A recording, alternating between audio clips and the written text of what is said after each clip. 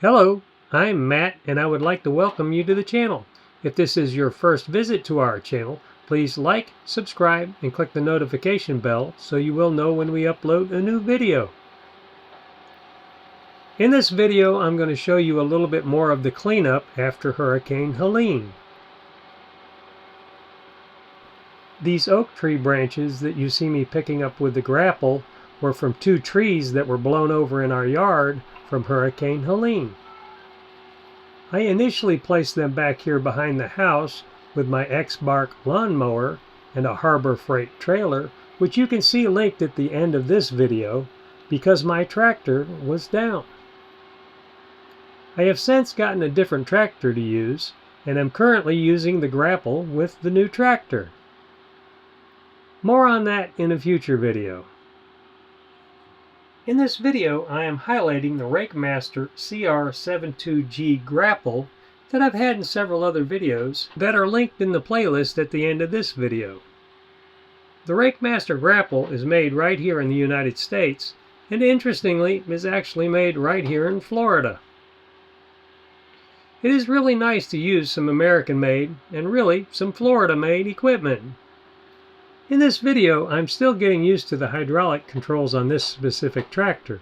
It took me a little while to figure out that if I choked up on the hydraulic control, I could have more fine control of the hydraulics and quit all of that bouncing around.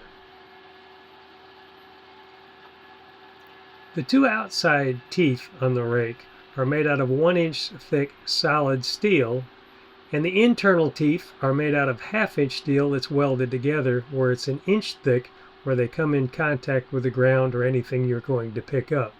The thing is really made pretty awesome and pretty solid, and has impressed me for the whole time that I've had it.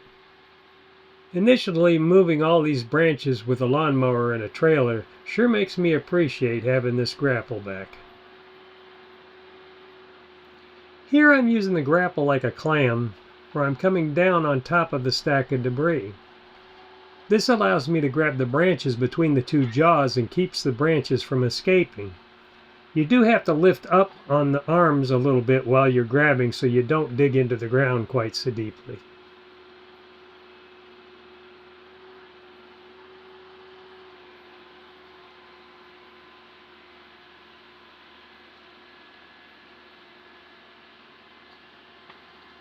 Here I'm repositioning a little bit because I evidently didn't have the jaws locked together when I picked up the debris. Sometimes when you do use it as a clam and pick things up, the teeth hit the ground and you think they're all the way closed and they're not quite closed. And then you have to reinitiate the hydraulics on the jaws to close them tight to keep the debris from falling out.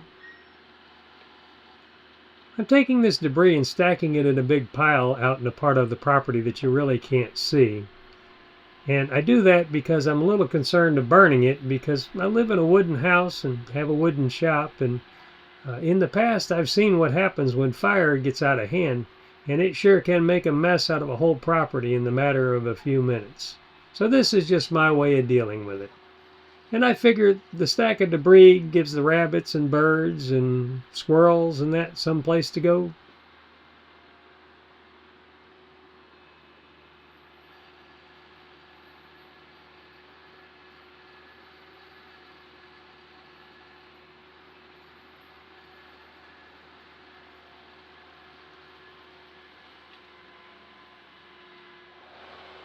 The pine tree you see lying on the right side of the screen is an 85-foot long pine that fell behind our house. I'll have a video shortly of the cleanup of the pine tree.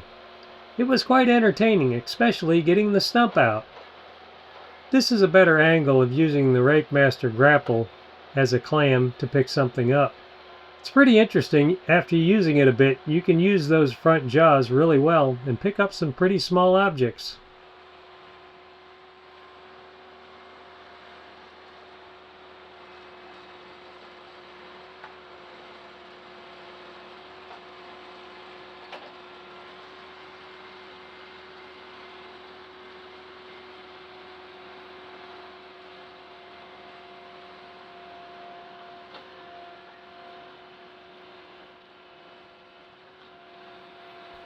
This section looks a whole lot better now. It'll look even better when I get rid of the pine tree.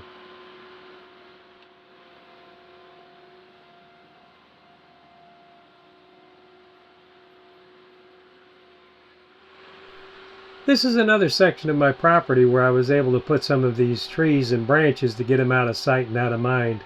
This is the top of the taller oak tree that was blown over, and I'm grabbing it by the edge so that I can pull it around and get it between the trees before I grab it, pick it up, and haul it off.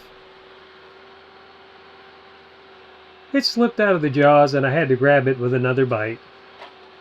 But this allows me to pull it between the two trees where I couldn't just pick it up in the middle and take it out because the trees would be in the way. Then I back in a circle so that I can pull it between the two trees. This positions the tree in a position where I can grab it in the middle and carry it off.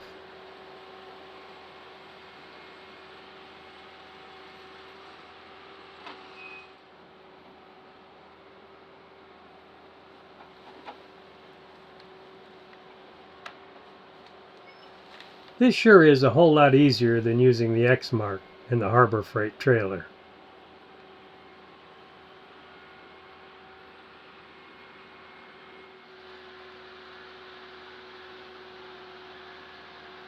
This tree is actually longer than the space between the two trees I'm going to carry it through, but because of the angle I bring it back through the trees, I'm able to get it out without banging the trees up too much. Then I back in a circle again to pull it through the trees and position it to where I can take it out. Using angles sure beats cutting them into small enough pieces that you could pull them straight through the trees, and saves a whole bunch of time.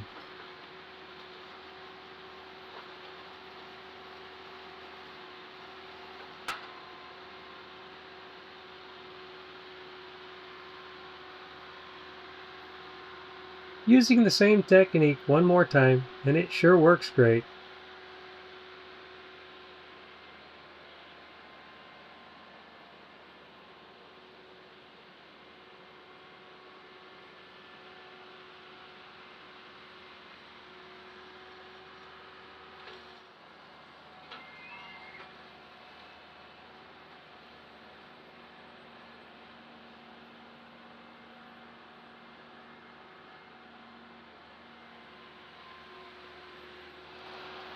One last pile to pick up in this section.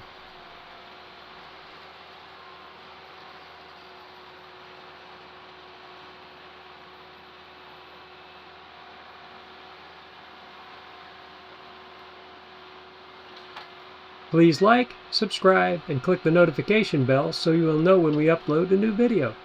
If you have a question or a comment or have a suggestion for a future video, please leave a comment in the comments section. If you know a friend that might enjoy the video, please share, as all of these things help our videos reach a larger audience.